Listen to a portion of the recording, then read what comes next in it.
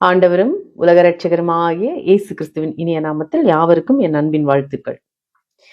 கிருபையிதே தேவ கிருபையிதே, கிருபையிதே தேவ கிருபையிதே, தாங்கி நடத்தியதே இயேசுவிலே பொன்னே சரிலே, ஆக மகிழ்ந்து நாம் ஆனந்திப்போமே சுவிலே பொன்னே சரிலே, ஆக மகிழ்ந்து நாம் ஆனந்திப்போம்.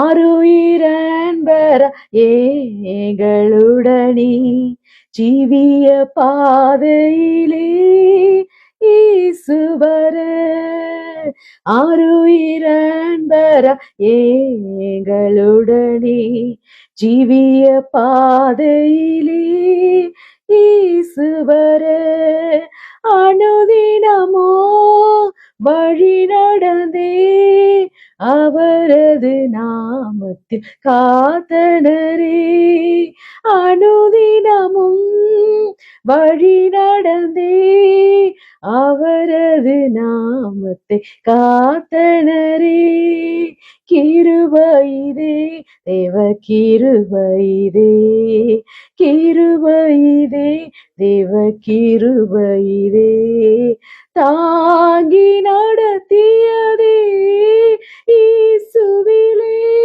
பொன்னே சரிலே, ஆக மகிழ்ந்து நாம் ஆனந்திப்போம். அல்லேலுயா! கிருபை, தேவன் நமக்கு அளித்த கிருபை எவ்வளவு பெரியதாய் இருக்கிறது. நாம் நிர்மூலமாகாமல் இருக்கிறதே தேவ கிருபைதான்.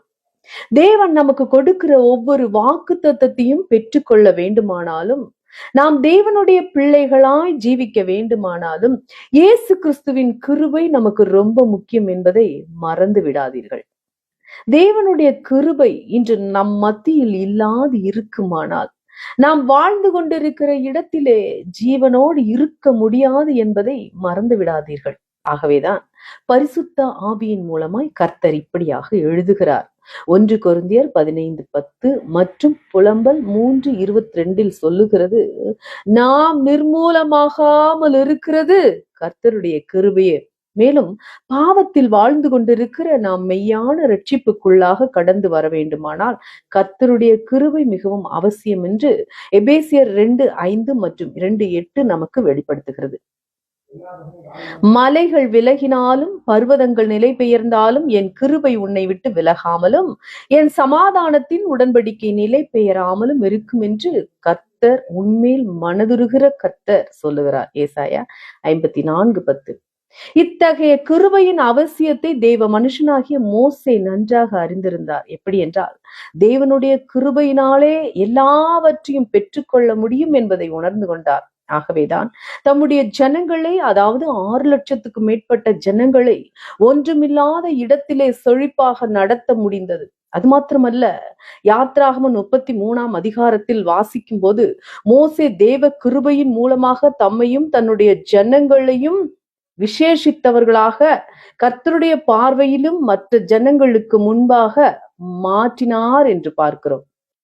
கர்த்தரை பார்ப்பதற்கு பயந்து கொண்டிருந்த மோசே, அது மட்டுமல்லாமல் கர்த்தருடைய மகிமையை பார்த்த ஒருவரும் உயிரோடு இருக்க முடியாது என்பதையும் அறிந்திருந்த மோசே இப்பொழுது கர்த்தரிடத்தில் கேட்கிறார், கர்த்தாவே, நான் உம்முடைய மகிமையை காண வேண்டும். இதற்கு காரணம், அதாவது இத்தகைய தைரியத்துக்கு காரணம் மோசே கர்த்தருடைய கிருபையை அளவில்லாமல் பெற்றுக்கொண்டதே ஆகும். 1 கொரிந்தியர் 4:15. ஆனால் இன்றைய சபைகளின் நிலைமை என்னவாக இருக்கிறது? இந்த ஆண்டவரே ஆதி சபைகளிலிருந்து அதே வல்லமையை ஊற்றும் என்று ஜெபித்துக் கொண்டிருக்கிறோம். கர்த்தருடைய கிருபை நம்மிடத்தில் இருக்குமானால் நாம் நம்மை குறித்து மேன்மை பாராட்டாமல் கிறிஸ்துவை குறித்து மாத்திரமே மேன்மை பாராட்டுவோம். அது மட்டுமல்ல, சபைகளிலும் சபையின் வெளியிலும் பிச்சை எடுத்துக் கொண்டிருக்கிற கிறிஸ்துவ சப்பானிகளை எழுப்பிவிட்டு இருப்போம். ஒரு காரியத்தை மாத்திரம் மறந்து விடாதீர்கள். தேவனுடைய கிருபை இல்லை என்றால் நாம் புத்தியுள்ள சிப்பாசாரியை போல அஸ்திபாரம் போட முடியாது. 1 கொரிந்தியர் 3:10. மேலும் நாம் எல்லாவற்றிலும் சம்பூர்ணமுடையவர்களாய் சகலவித நற்கிரியைகளிலும் பெருகுகிறவர்களாக மாற வேண்டுமானாலும் நமக்கு இந்த தேவ கிருபை அவசியம். 2 கொரிந்தியர் 9:8 அழகாக எழுதி வைத்திருப்பதை நாம் வாசிக்க முடிகிறது பவுல் அடிகளார்.